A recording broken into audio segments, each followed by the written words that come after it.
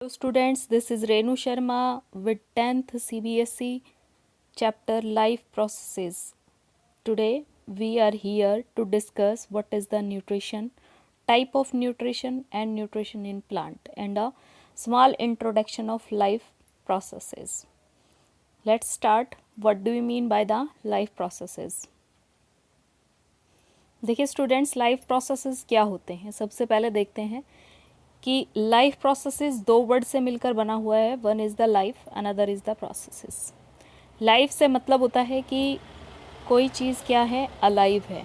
ठीक है, life is it means कि चीज़ क्या है, अलाइव है, चाहे वो प्लांट हो चाहे वो एनिमल हो। All the plants and animals are alive or living things. The most important thing make them alive is the movement. All the living things move by themselves without any external help. Means आप कैसे कहेंगे कि किसी organism में life है तो उसका alive होना ज़रूरी है। जितने भी प्लांट्स हैं, एनिमल्स हैं, वो अलाइव है। वो किस प्रकार से पता चलता है कि वो मूवमेंट शो करते हैं।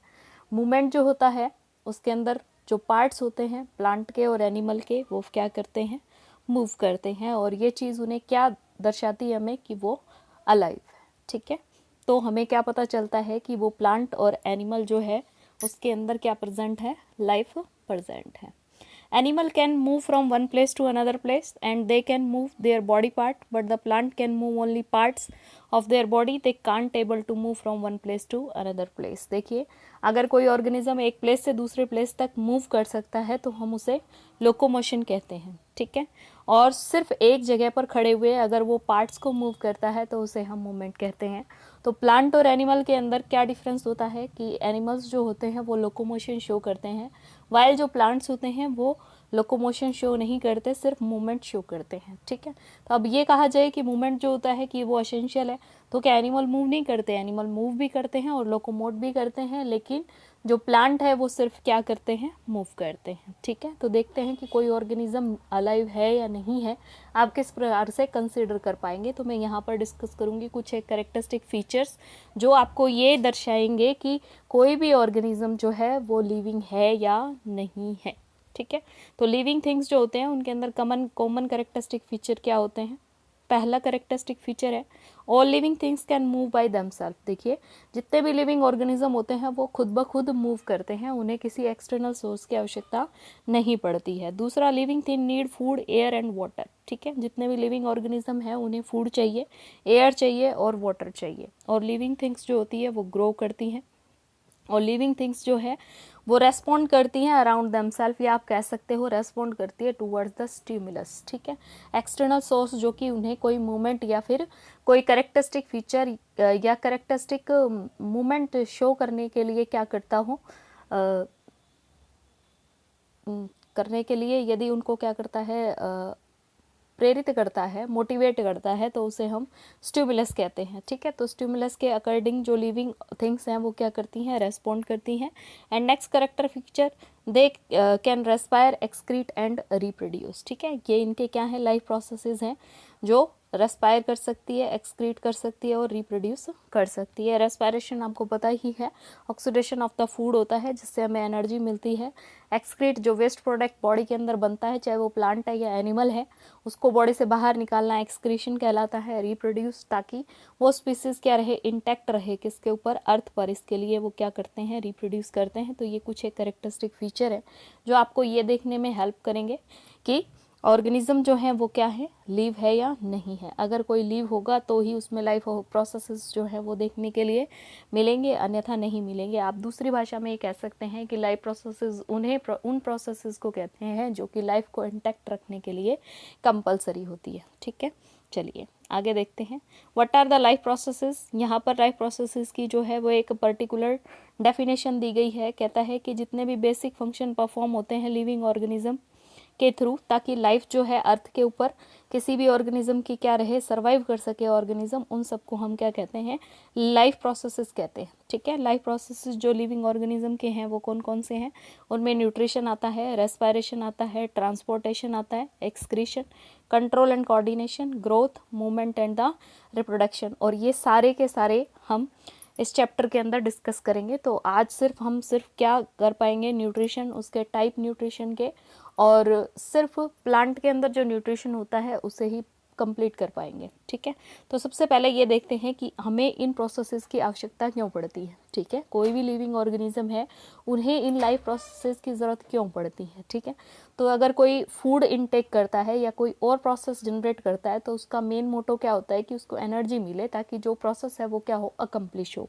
तो एनर्जी जो है वो जितने भी लाइफ प्रोसेसेस है उनके लिए ज़रूरी है। इस चीज़ को कौन सी बात प्रूव करती है, देखते हैं। Energy is needed for the life processes. क्यों चाहिए एनर्जी?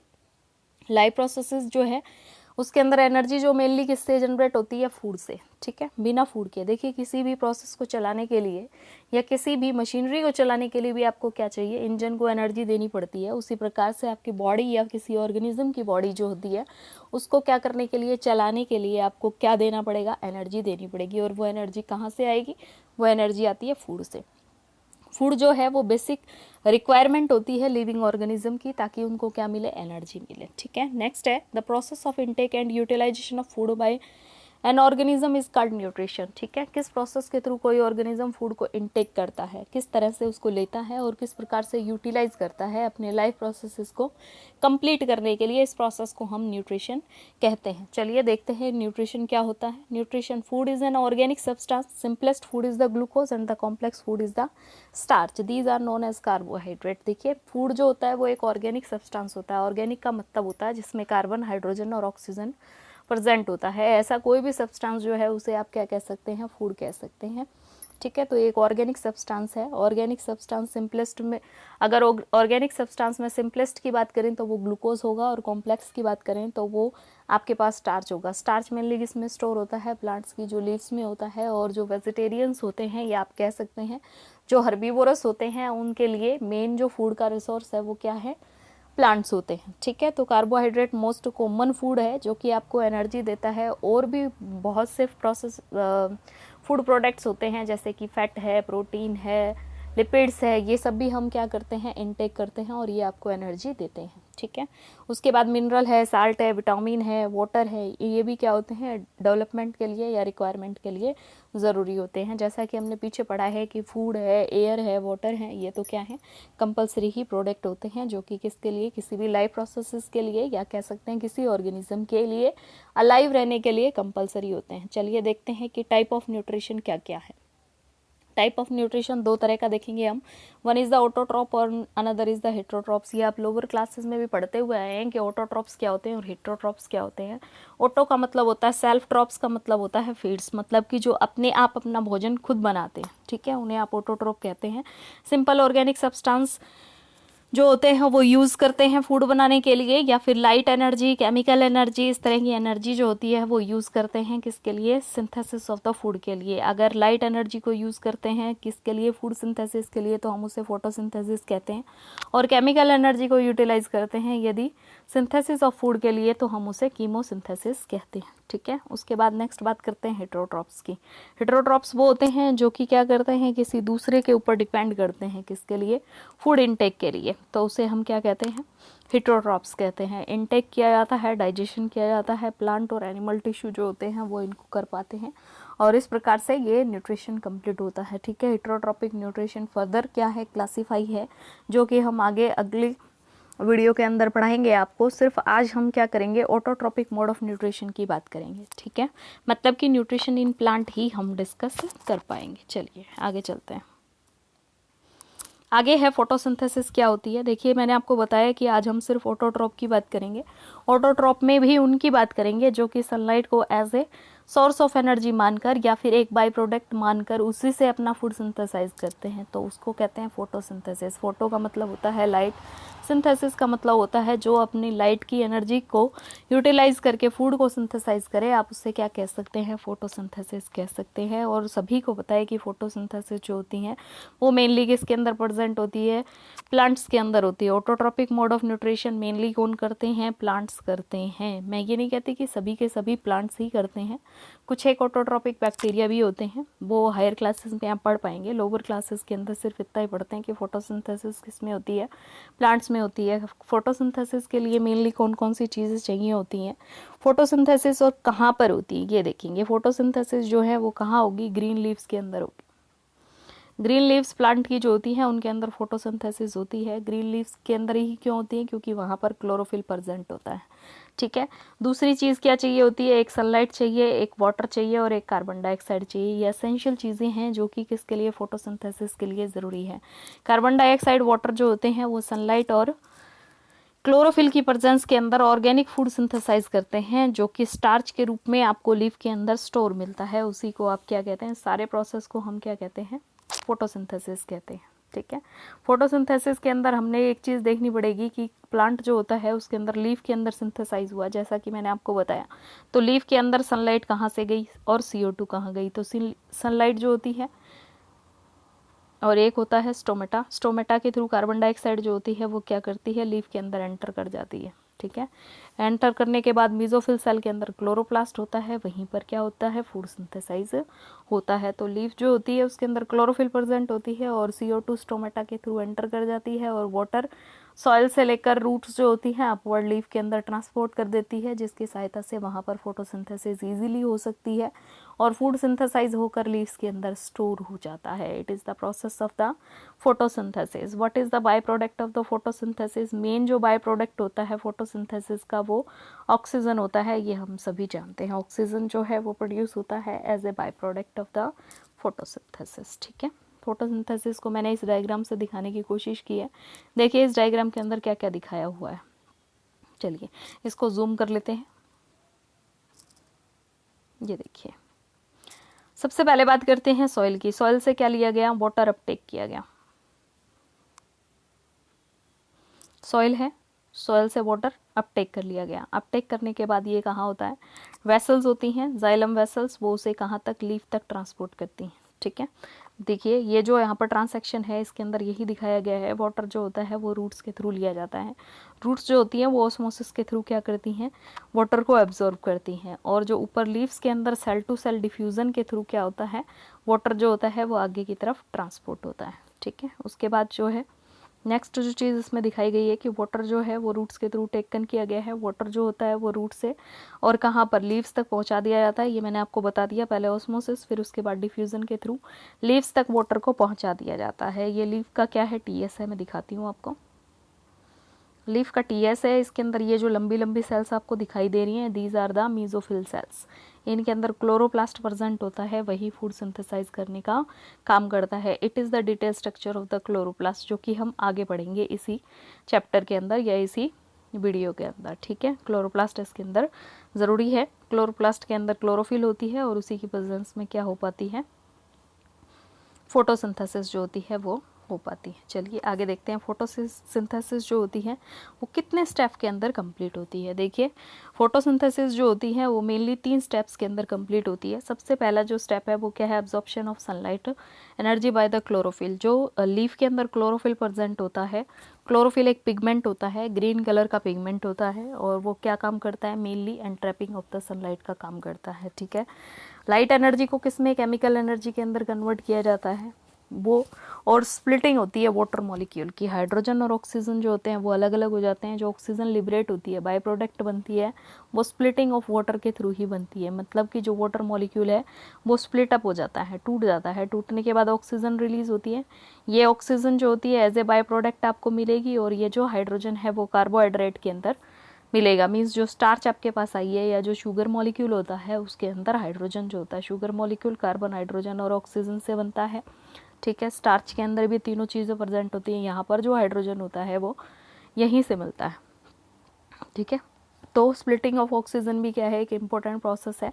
उसके बिना कार्बोहाइड्रेट जो है वो सिंथेसाइज नहीं हो सकता, तो ये मोस्ट इंपॉर्टेंट सेकंड स्टेप है इसका। उसके बाद reduction of the carbon dioxide by hydrogen to form carbohydrate, ठीक है।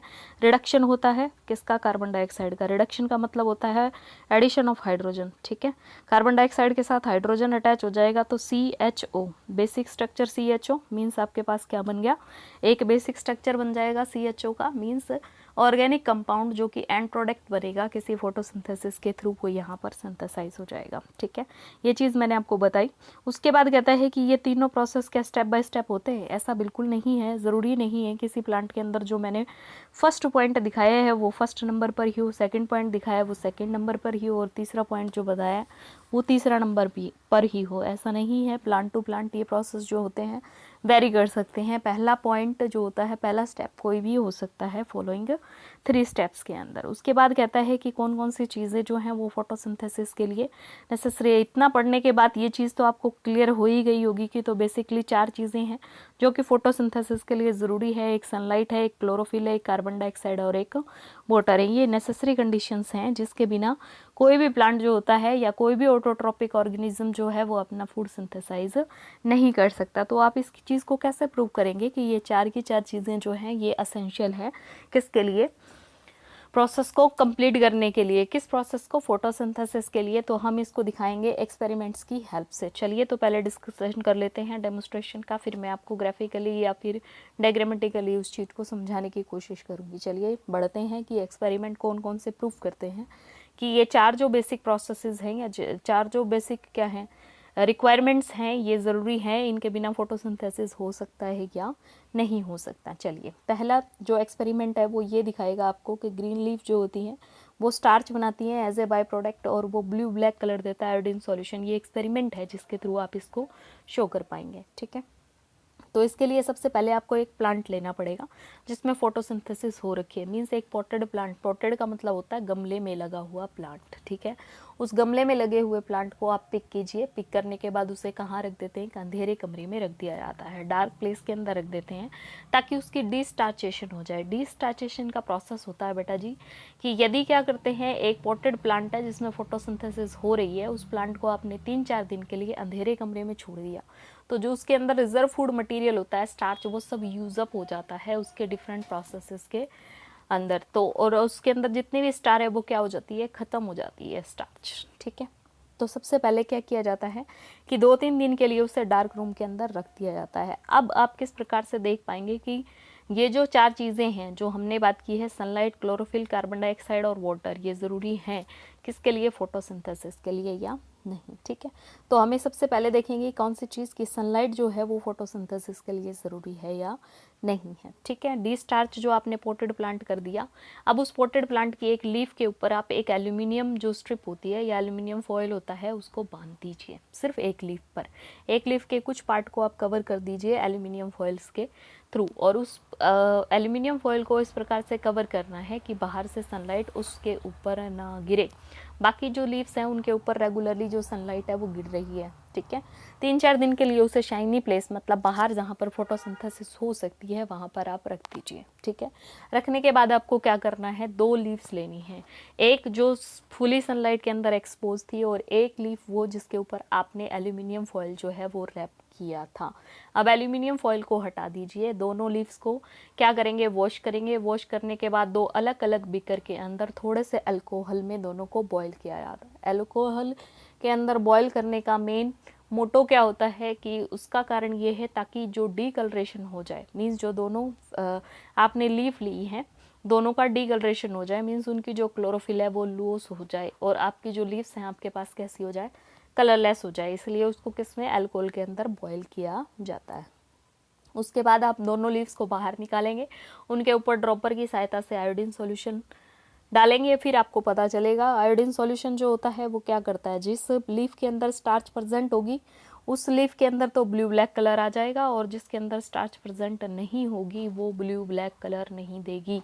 तो आप क्या सोचते हैं कौन सी लीफ के ऊपर डार्क ब्लू ब्लैक कलर आएगा और कौन सी पर नहीं आएगा? जो एक लीफ अनकवर्ड थी जिसके ऊपर आपने कोई एल्यूमिनियम फॉयल या स्ट्रिप नहीं बांधी थी वो लीफ जो है वो ब्लू ब्लैक कलर देगी, और जो दूसरी लीफ जिसके ऊपर एल्यूमिनियम स्ट्रिप आपने डाली थी तो उस जगह जहाँ पर एल्यूमिनियम स्ट्रिप लगी हुई थी वो पार्ट कम्प्लीटली कलरलेस रहेगा।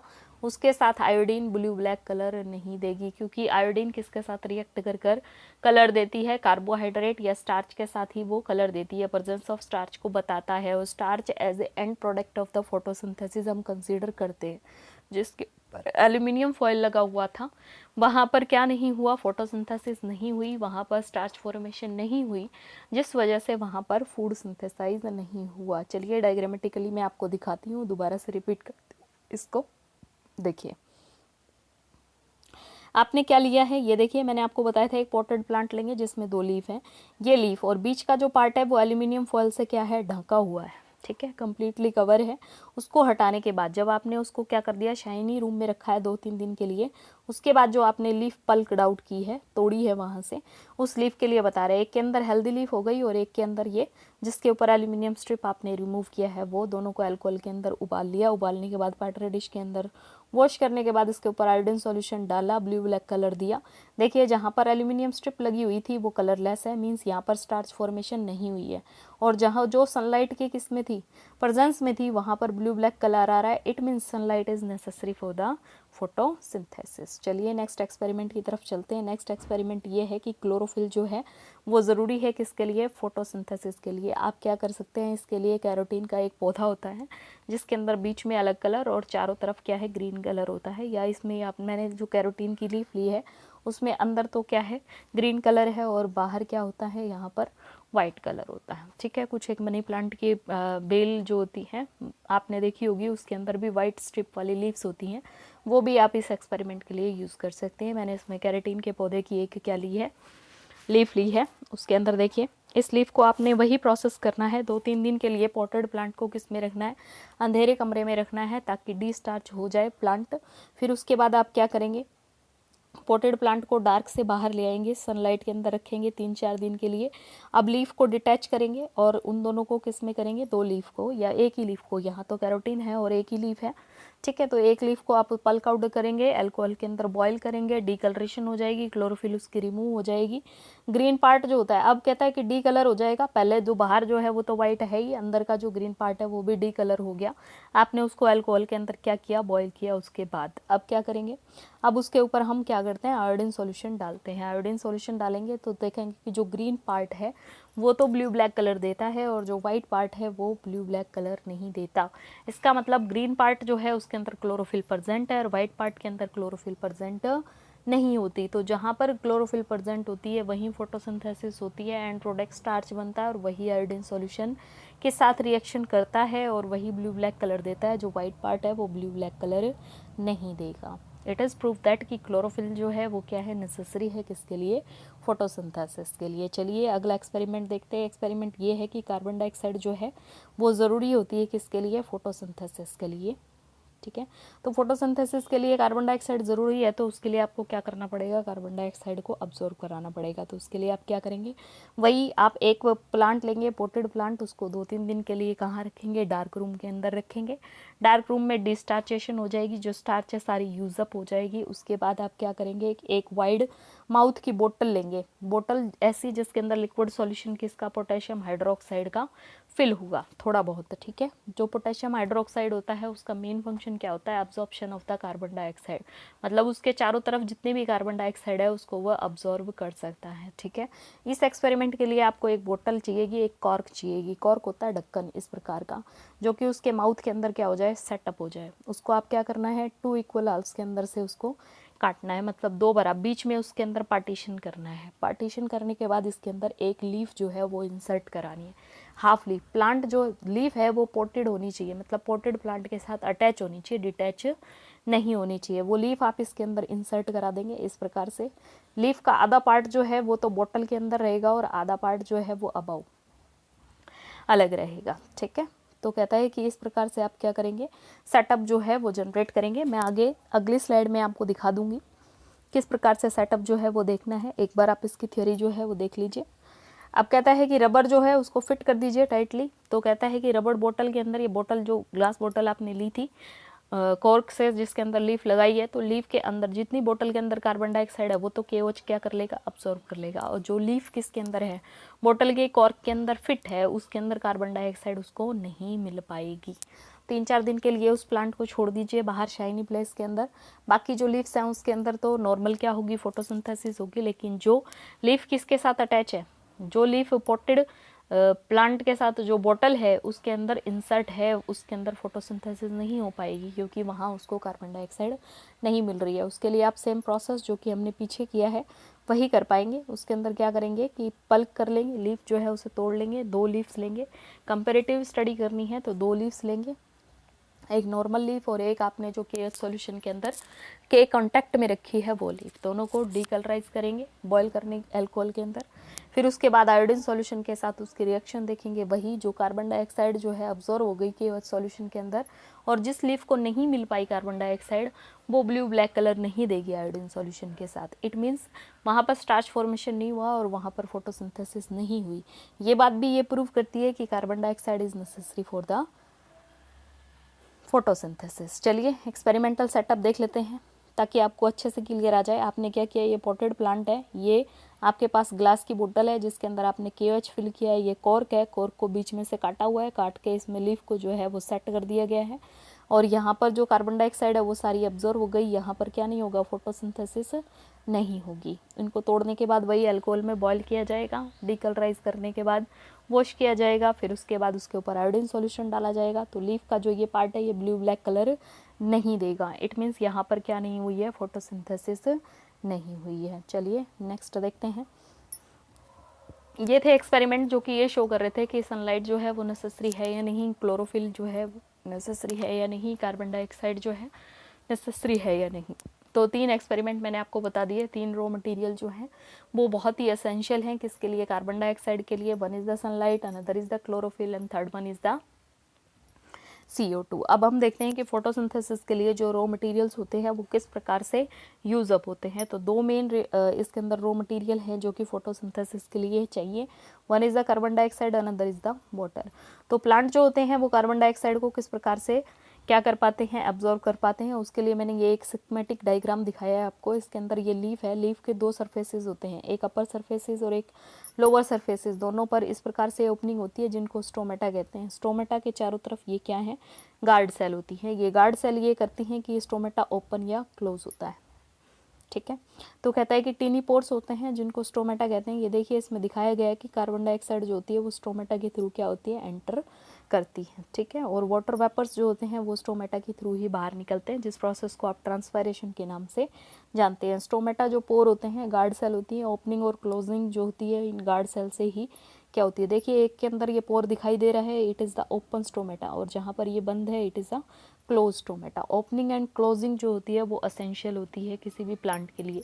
वही कंट्रोल करती है अमाउंट ऑफ कार्बन डाइऑक्साइड को एंटर करना और वहाँ से निकालना। ठीक है, तो गार्ड सेल जो होती हैं यदि वो क्या करती हैं, देखिए अगर वाटर फ्लो करता है गार्ड सेल के अंदर और ये स्वेल अप हो जाती हैं तो स्टोमेटा जो है वो ओपन हो जाएगा, और गार्ड सेल यदि वाटर को लूज कर देते हैं तो फ्लैशिड हो जाती हैं, मतलब चिपक जाती हैं सेल, और स्टोमेटा क्या हो जाता है, क्लोज हो जाता है। जैसे ही स्टोमेटा क्लोज होगा वैसे ही जो ट्रांसफॉर्मेशन है या फिर ट्रांसफ़र होता है, गैसियस एक्सचेंजमेंट होता है और ट्रांसपायरेशन होता है, दोनों प्रोसेस रुक जाते हैं। ठीक है, तो ओपनिंग और क्लोजिंग जो होती है वो गार्ड सेल से ही क्या होती है, रेगुलेट होती है। और स्टोमेटा जो होते हैं वो मेन क्या होते हैं, पोर्स होते हैं जिसके थ्रू कार्बन डाइऑक्साइड और वाटर मॉलिक्यूल्स जो होते हैं वो क्या कर पाते हैं, एंटर, या वहाँ से एंटर नहीं कर पाते हैं। वाटर मॉलिक्यूल एंटर होते हैं रूट से, जैसा कि मैं प्रीवियसली आपके साथ डिस्कस कर चुकी हूँ कि रूट जो होती है वो ऑस्मोसिस के थ्रू क्या करती है, जाइलम वेसल को प्रोवाइड करवाती हैं वाटर, और वो वाटर जो होता है वो नेक्स्ट सेल में ऊपर लीफ तक पहुँचाया जाता है by the process of diffusion. ठीक है, चलिए आगे देखते हैं फोटोसिंथेसिस कहाँ पर होता है। अभी तक हमने ये पढ़ा कि फोटोसिंथेसिस के लिए जो रॉ मटेरियल हैं वो कहाँ से एंटर करते हैं। तो 2 चीज़ें देखी हमने, कार्बन डाइऑक्साइड जो है वो स्टोमेटा से एंटर कर गया, और जो वाटर है वो जाइलम वेसल के थ्रू लीफ तक पहुंच गया जहां पर फोटोसिंथेसिस होनी है। तो लीफ के अंदर भी फोटोसिंथेसिस कहाँ होती है, ठीक है, तो मैं दिखाती हूँ आपको कि कहाँ होती है। क्लोरोप्लास्ट के अंदर। Chloroplast is known as kitchen of the cell, मतलब कि जो सेल है उसके अंदर फूड सिंथेसाइज करने का काम। देखिए किचन का काम होता है फूड बनाने का, तो फूड कहाँ बनता है, क्लोरोप्लास्ट के अंदर बनता है किसी भी प्लांट के अंदर, इसीलिए हम आप इसको किचन ऑफ द सेल भी कह सकते हैं। तो क्लोरोप्लास्ट लीफ के अंदर कहाँ प्रेजेंट होता है, ये लीफ की एनाटॉमी दी गई है। सबसे ऊपर जो लेयर है इसको क्यूटिकल कहते हैं। क्यूटिकल का मेन काम क्या होता है, एक वैक्सील कवरिंग होती है जिससे प्लांट जो होती है उसकी लीफ रजिस्ट रहती है ड्राई एयर से, वाटर से, ठीक है, इन सब चीज़ों से उसको बचाने का काम करती है। उसके नीचे एपिडर्मल सेल होती है। एपिडर्मल सेल के अंदर क्या होती है, ओपनिंग होती है स्टोमेटा की, ठीक है। किसी भी लीफ के अंदर अलग अलग तरीके से डिस्ट्रीब्यूशन होता है स्टोमेटा का। ये हो सकता है कि अपर जो लीफ है उसके ऊपर स्टोमेटा कम हो, लोअर लीफ पर स्टोमेटा की मात्रा ज़्यादा हो, ठीक है।